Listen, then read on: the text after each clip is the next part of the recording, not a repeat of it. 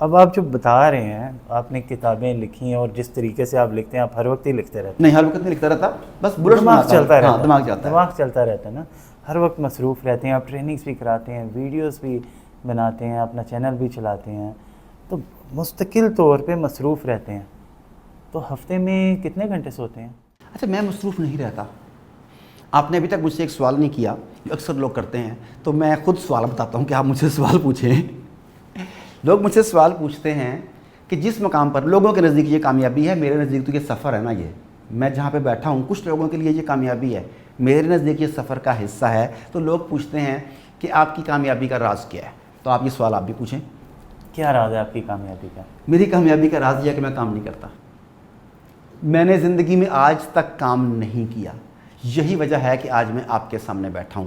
جو کام کرتے ہیں وہ بس کے انتظار میں بیٹھے ہوئے ہیں, انہوں نے شام کو ٹیوشن پڑھانی ہے, انہوں نے سیکنڈ جاب کرنی ہے, انہوں نے بچے کا ٹفن لے کے ٹیوشن سے لے کے بھی آنا ہے جا, کیونکہ وہ کام کرتے ہیں.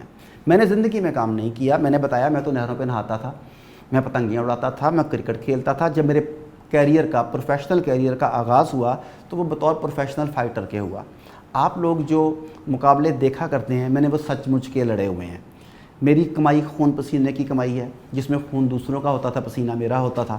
یہ میرا آغاز تھا. اچھا میں کھیلتا تھا, میں کراٹے کھیلتا تھا, میں مارشل آرٹس کھیلتا تھا, مجھے کھیلنے کے پیسے ملتے تھے, دیٹس اٹ. اسکول کالج میں تقریریں کرتا تھا. آج مختلف آرگنائزیشنز کے کارپوریٹ سیکٹر کے سٹیج پر جا کر تقریر کرتا ہوں, مجھے اسی تقریر کرنے کے پیسے ملتے ہیں جو میرا شوق تھا. میں لوگوں کو سکھاتا ہوں کہ کیمرے اور مائک کے ڈر کو کیسے دور کیا جائے. یہ میرا شوق ہے, میرا پیشن ہے.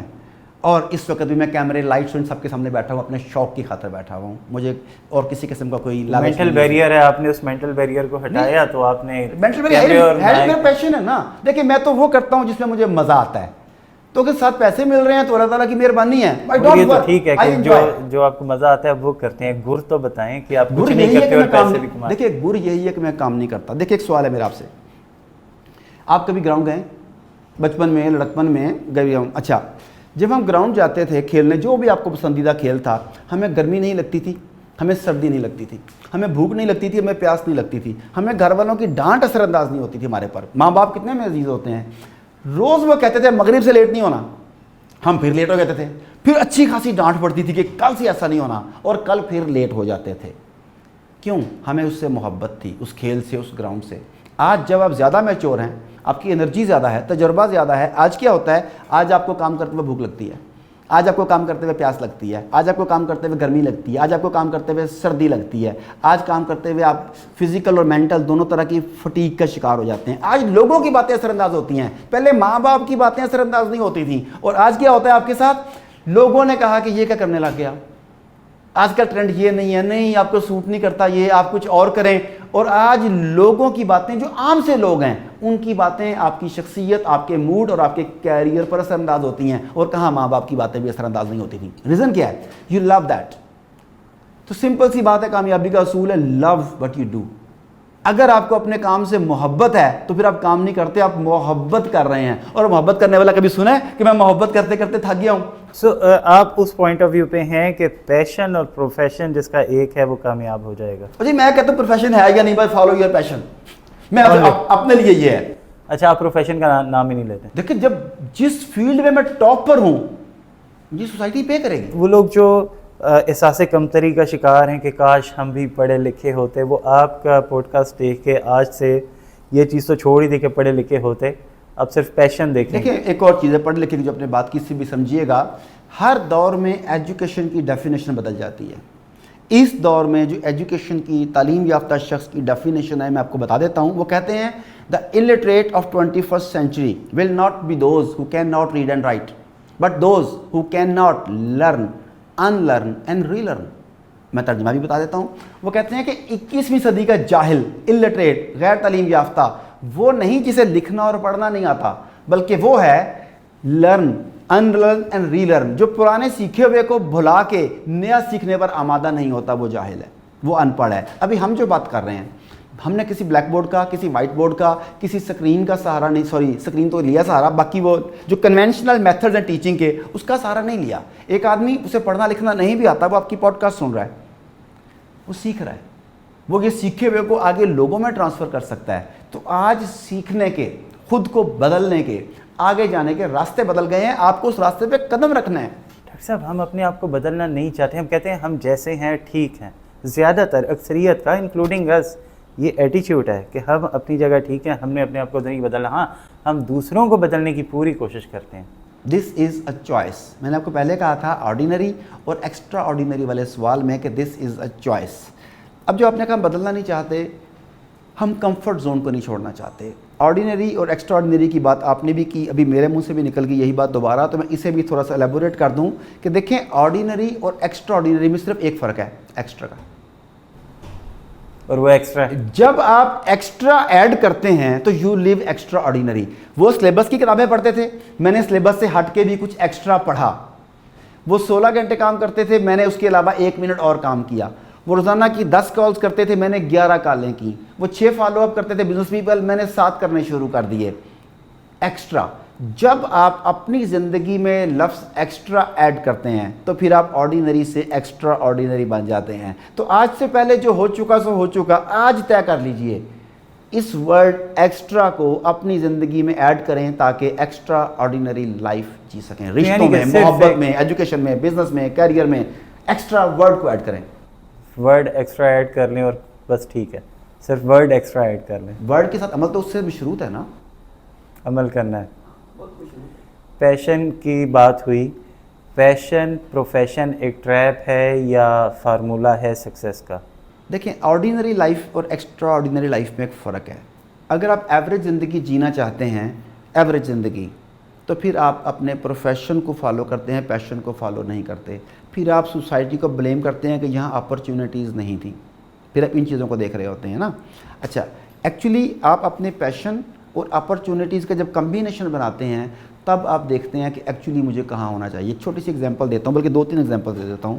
ایک آدمی بہت اچھا گٹارسٹ بن سکتا ہے، ایک بہت اچھا میوزیشین ہے اس کے اندر، اس کے ابا جان امام مسجد ہیں، اس کا بڑا بھائی مفتی ہے پاکستان میں، اور وہ اس کے اندر موسیقی کا جو ہے نا کیڑا سمایا ہوا ہے۔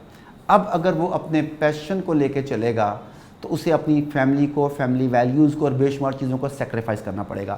یہاں اس نے ترازو کے ایک پلڑے میں اپنا پیشن ڈالنا ہے اور دوسرے پلڑے میں فیملی کو ڈالنا ہے، اسے وہ ڈیسیژن کرنا پڑے گا۔ Same goes with career. ایک آدمی ہے، اس کے اندر ایک زبردست فٹ بالر چھپا ہوا ہے، زبردست فٹ بالر چھپا ہوا ہے، لیکن پاکستان میں رہتے ہوئے اسے پتا ہے کہ فٹ بال سے پیسہ کمانے والے بندے شاید 100 ہوں، شاید 200 ہوں، شاید 1000 ہوں۔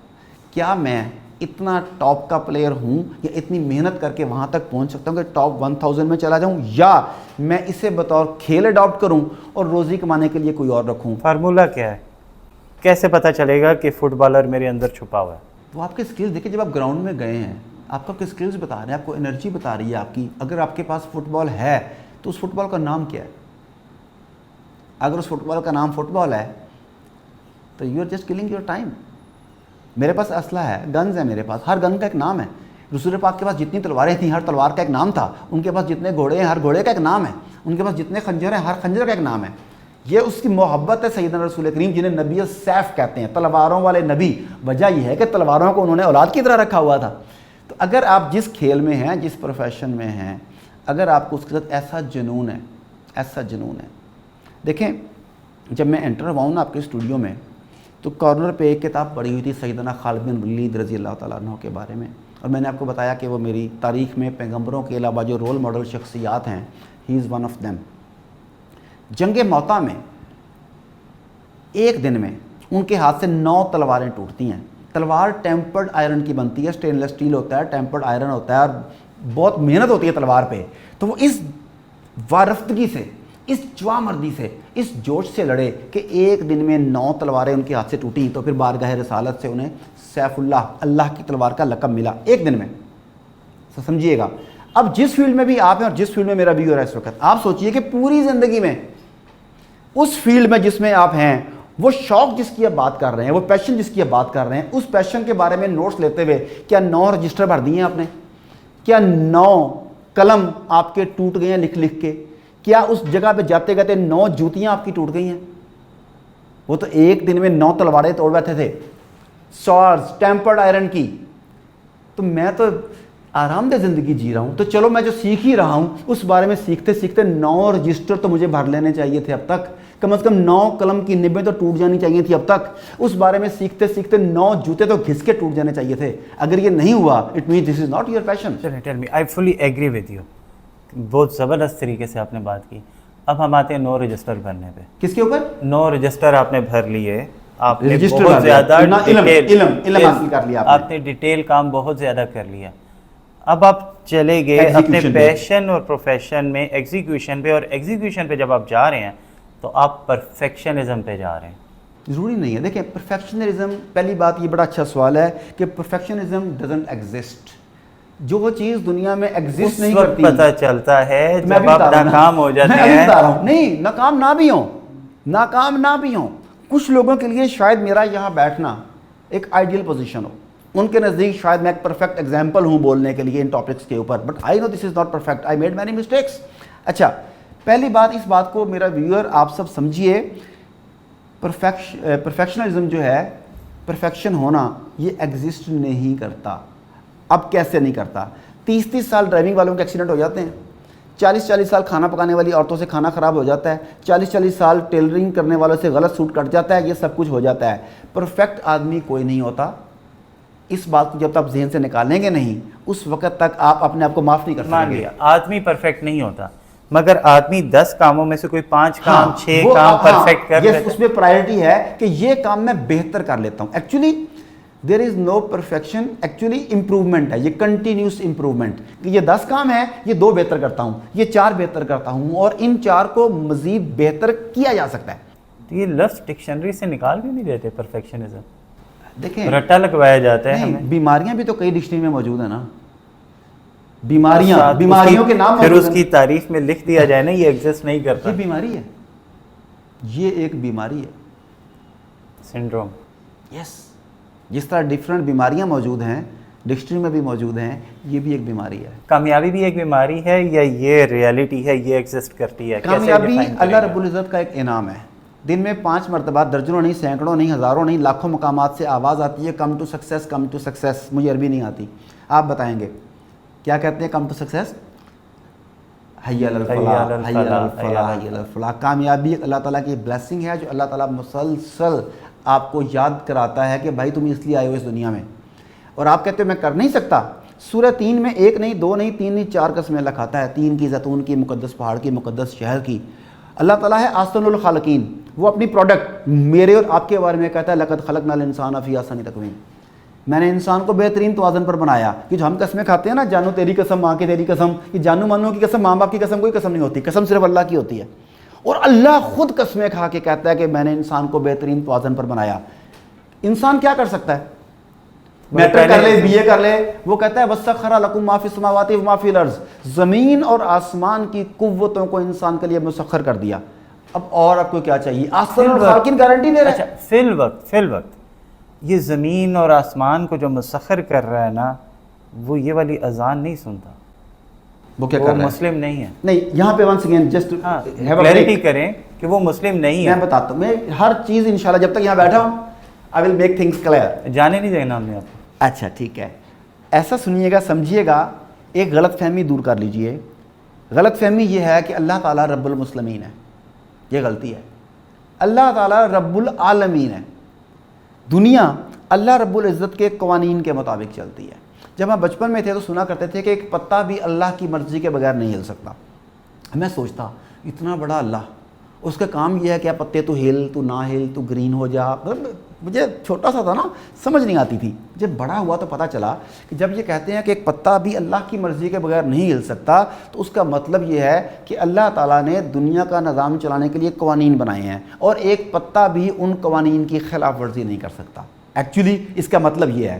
تو جو کامیابی کے قوانین اللہ تعالیٰ نے بنائے، وہ ہندو ہو، عیسائی ہو، سکھ ہو، یہودی ہو، یا ایون ایتھسٹ ہو جو رب کے وجود کا ہی منکر ہے، اگر وہ ان قوانین کا منکر نہیں ہے، ان قوانین کو فالو کرتا ہے، تو نتیجہ وہی نکلے گا جو اللہ نے کہا. تو اس نتیجے کا تعلق آپ کے کلمے کے ساتھ نہیں ہے، دنیاوی نتائج کا تعلق. گندم کا بیج کسی بھی مذہب، کسی بھی مسلک، کسی بھی جینڈر کا آدمی بو کے وہ تمام ریکوائرمنٹس پوری کرے، تو اسے وہی ملے گا جو اللہ تعالیٰ نے طے کیا ہوا ہے.